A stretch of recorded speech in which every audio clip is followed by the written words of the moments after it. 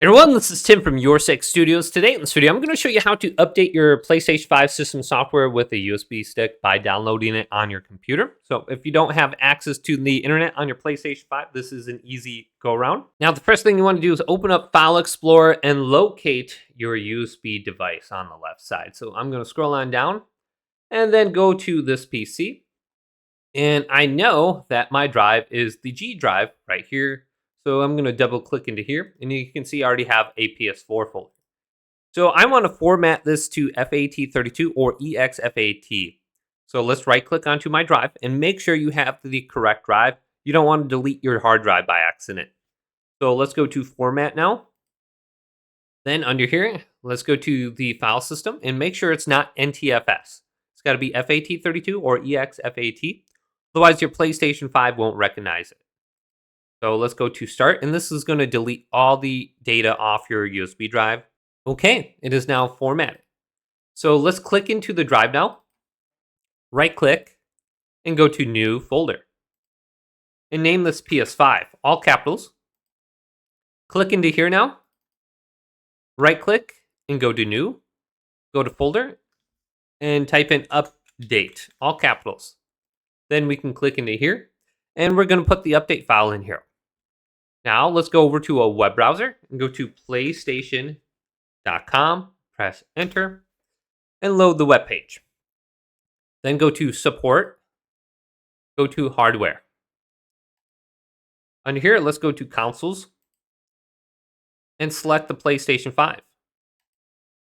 Then we are looking for PS5 software updates. Then we can go to the right and go to update using computer and click the blue text. Then we can choose the update file. And if we want to see how we can actually do this with text, go to update PS5 system software using a PC or Mac, and it will tell you exactly how to do this. So let's click the PS5 console update file, and it should start downloading as soon as we save it.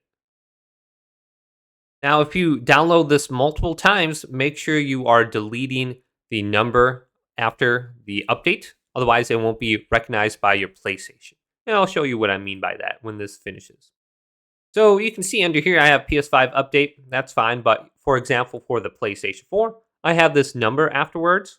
Go ahead and just delete all that. So it's just PS5 update.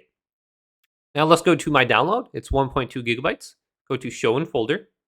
Then I'm going to minimize this.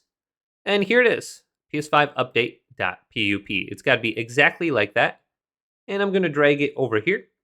And it's going to go ahead and transfer. Then we can go over to my PlayStation 5 and start it in safe mode. All right, so I have my PlayStation 5 Pro right here. And for me, the USB is on the back side. So I want to plug in my USB back here. Now, I want to turn off my PlayStation 5. So what I'm going to do is hold down the power button, and this will manually turn it off. So I'm going to keep holding it down, and there's the second beep, and then it's going to turn off. And then we can start it in safe mode. So we will need our USB-C connected to my controller so we can actually operate the safe mode menu. So here's my controller, let's plug it in. Then when my PlayStation 5 completely turns off, I can start it into the safe mode menu. So let's hold down the power button now. Heard that one beep, and then I'm going to hear a second beep. And then I can go ahead and let go, and my PlayStation 5 will start into the safe mode menu. Alright, so here's my PlayStation 5 controller. Let's press the PlayStation button.